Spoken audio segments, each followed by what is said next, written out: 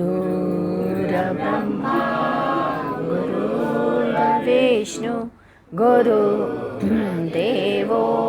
महेश्वर गुरु साक्षात् परं ब्रह्म तस्मै श्री गुरुवे नमः।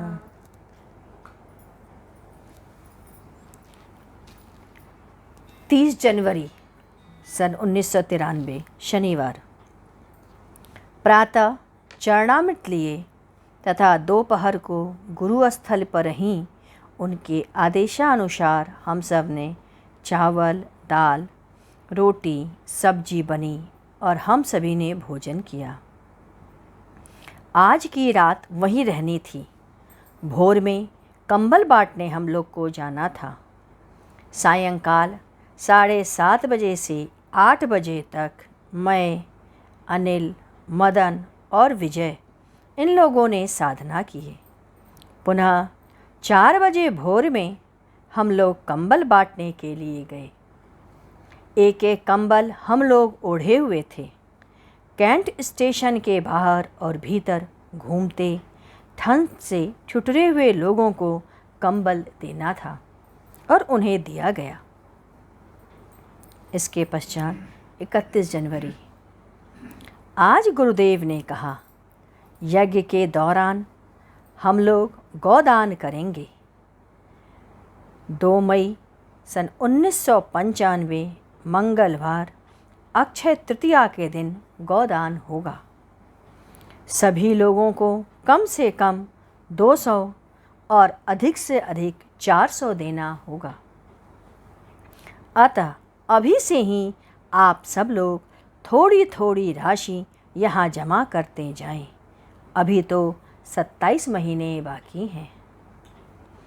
उस दिन पूरा स्थल को हम लोग लड़ियों से और झालों से सजाएंगे।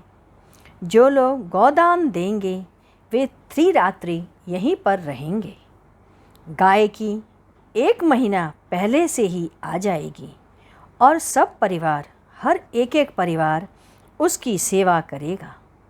उसके पश्चात किसी सुयोग्य ब्राह्मण को हम उस गाय का दान देंगे। इसके पश्चात 4 फरवरी। आज गुरुदेव ने कहा, प्रकृति हमेशा बदलती रहती है। साइंस भी इसे स्वीकार करता है कि प्रत्येक एक्शन पर उसका रिएक्शन होता है। आप जब अपने उम्र में थे, क्रोध आपके चेहरे पर था।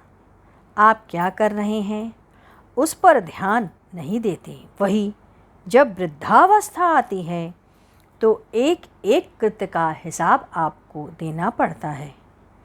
बिस्तर पर लेटे रोग से पीड़ित अपने किए हुए कर्म आपको कुरेदते रहते हैं। इसीलिए हम कहते हैं कि प्रत्येक कर्म को सोच समझकर करें। धर्म के विरुद्ध व्यवहार कभी ना करें। एक बार जिन स्त्रियों ने पति बना लिया उसी का चिंतन करें। मन उसी पर स्थिर करें। यही बात पुरुषों के लिए भी है। अन्यथा ऊपर बैठी हुई सत्ता उन्हें कभी माफ़ नहीं करती। राहुल सांकृत्यायन के विषय में दैनिक जागरण में एक लेख गुरुदेव ने पढ़वाया था, जिसमें राहुल सांकृत्यायन ने 3 बार विवाह किया और तीनों स्त्रियों को छोड़ दिया। परिणाम यह हुआ, अंतिम समय वे बिस्तर पर तड़पते हुए प्राण त्यागे। वे किसी को पहचान नहीं पाते थे। जहाँ उन्होंने इतनी पुस्तकें लिखीं, वहीं उनकी याददाश्त एकदम लुप्त हो गई थी। दूसरी चर्चा के मध्य उन्होंने कहा कि ऊपर की सत्ता से अत्यधिक आनंद है ऊपर की सत्ता में। यहाँ की अपेक्षा हम आपको दिखला तो नहीं सकते, लेकिन मैं सत्य कह रहा हूँ। मैं जो कुछ भी कह रहा हूँ, मैं वह सत्य कह रहा हूँ कि ऊपर की सत्ता में अत्यधिक आनंद है। कृष्ण है, वहाँ शिव है। इसी प्रकार उन्होंने कहा निराला जी रामकृष्ण वचनामृत का अनुवाद माँ काली के सामने बैठकर करते थे। एक दिन उनकी पीठ पर माँ की हाथ की थाप पड़ी थी। वे लुंगी फेंककर नृत्य करने लग गए। उसी जगह कितने लोगों की पायल की आवाज़ सुनी है। घुंघरू बजते हुए लोगों ने सुना तो क्या वे बदल गए? उनके अंदर भगवत सत्ता के प्रति अनुराग जगाना बहुत ज़रूरी है। यह जागता तभी है जब उस प्रतीति को आप सदैव याद करते रहो। गुरुदेव ने कहा, मुझे कृष्ण का साक्षात दर्शन प्राप्त है, शिव का दर्शन प्राप्त है। सशरीर मैंने उनका साक्षात्कार किया है, उनको चूमा है, उन्हें स्पर्श किया है। जैसे आप हमारे चरणों को और हमको चूमते हैं, आप मुझे चूमते हैं। एक बार गुरुदेव के शब्दों में मैं मध्य प्रदेश के रीवा के मार्ग में एक स्थान है, वहाँ मैं गया था। वहीं पेड़ के नीचे बैठा था। अभी कुछ सोच ही रहा था कि एक गहरा सांवले रंग का लड़का, करीब उसकी उम्र 10 वर्ष के आसपास होगी, बड़ा ही खूबसूरत प्यारा सा बालक मेरे चेहरे के पास झुककर मुझे देख रहा था। अचानक मेरी आँख उसकी तरफ खुल गई। ये कहाँ से आया? उसके चेहरे पर हल्की मुस्कुराहट, दांतों की सुंदर पंक्तियाँ, वह खूबसूरत होंठ देखने के साथ मेरी बाँझें खिल उठी और मैं अपने दोनों हाथ फैलाकर उसे अपने बाहों में भर लेना चाहा। और वह ऐसा लगा जैसे अंतर्ध्यान हो गया। यह कल्पना नहीं है, यह सत्य है। मैंने उस बालक के विषय में अगल बगल बहुत पूछताछ की। लोगों ने कहा, तुम्हारी बुद्धि गड़बड़ा गई है। कहने का भाव यह है कि सत्ताएं हैं, आप उन्हें स्वीकार करें या ना करें। इसके पश्चात 5 फरवरी, आज भगवत चर्चा के मध्य गुरुदेव ने कहा, भगवान विष्णु की पूजा पुरुष सूत से करनी चाहिए। ये 2 रूपों में होती है, अमूर्त व समूर्त। अमूर्त पूजा निराकार पूजन, समूर्त पूजा प्रायः भगवान विष्णु की समूर्ति पूजा होती है। विष्णु की पूजा हो जाने पर सभी की पूजा मान ली जाती है। यह 4 रूपों में होता है। प्रथम परा, वह ब्रह्मांड की रचना करने के लिए है।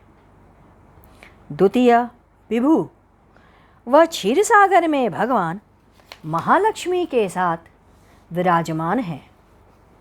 तीसरा अंतर्यामी, जब सर्वव्यापक कृत का यह बोध हो जाए कि वह सर्वव्यापी तत्व है तो वह अंतर्यामी।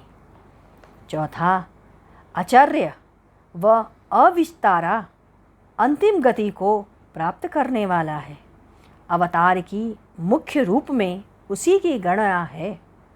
यही 4 रूपों में दृष्टिगत होता है।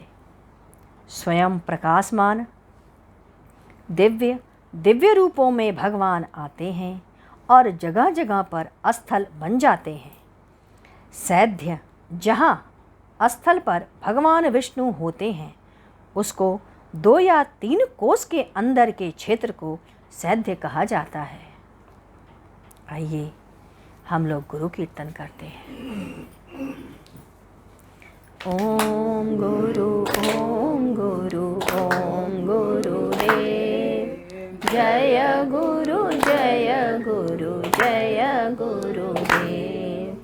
ओम गुरु ओम गुरु ओम गुरुदेव, जय गुरु जय गुरु जय गुरुदेव।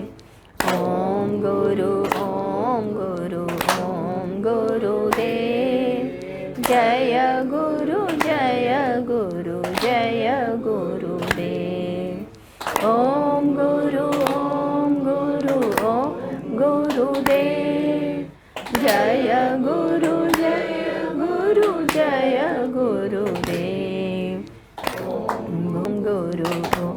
गुरुदेव जय गुरु जय गुरु जय गुरुदेव।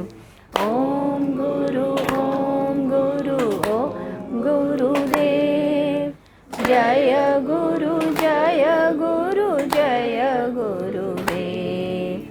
ओम गुरु ओम गुरुदेव जय गुरु जय गुरुदेव।